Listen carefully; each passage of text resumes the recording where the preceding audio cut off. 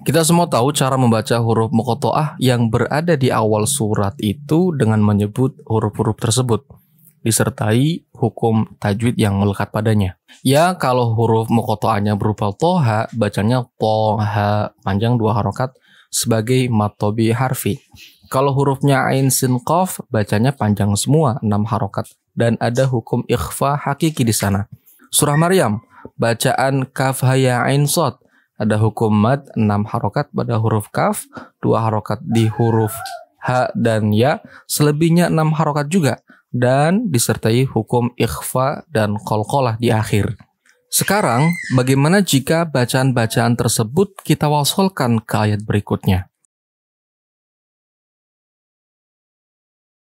Teman-teman, berhenti membaca dan memutuskan untuk melanjutkan bacaan adalah keputusan kita sebagai pembaca Al-Quran.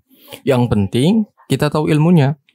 Kalau tidak, maka akan mengakibatkan bacaan yang salah. Kita mesti paham bahwa menyambung lafadz basmalah dengan awal surah itu boleh. Pun begitu menyambung awal ayat dengan ayat berikutnya. Lalu bagaimana jika yang disambung dan yang menyambung itu ayat muqatta'ah?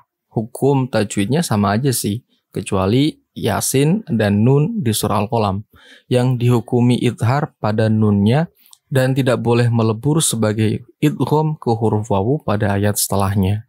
Kita akan bahas detailnya beserta dengan contohnya sebagai berikut. Ya, di surat Yasin ayat 1 dan 2 kita akan coba mewasalkan bacaan bismillah dengan ayat 1 dari surat Yasin. Kemudian dari surat Yasin kita sambung lagi dengan ayat yang kedua, ya, yang wal Qur'anil Hakim ini. Tekniknya seperti apa? Kalau bismillah ke Yasin, ya cukup Bismillahirrahmanirrahim Yasin. Begitu ya. Nah, kalau misal Yasin ayat yang nomor 1 ini, ayat 1 ke ayat yang kedua, maka Yasin kan kalau kita baca itu ada nun sukun di akhir. Dan nun sukun kalau ketemu dengan wawu itu nanti hukumnya idgham bi gunnah. Nah, karena ini huruf muqatta'ah, pengecualian nunnya dibaca jelas, bukan dibaca idgham bi gunnah. Jadi prakteknya Yasin wal Qur'anil Hakim. Seperti itu ya teman-teman. Jelas? Sekarang surah Al-Qalam. Di surah Al-Qalam, teman-teman, di ayat 1 itu ada huruf muqatta'ah nun, kemudian ada tanda berhenti di sana, tanda waqaf jim, artinya jaiz, kita boleh berhenti di nunnya saja. Kemudian ibtida di ayat selanjutnya, wal qalam wa ma yasturun.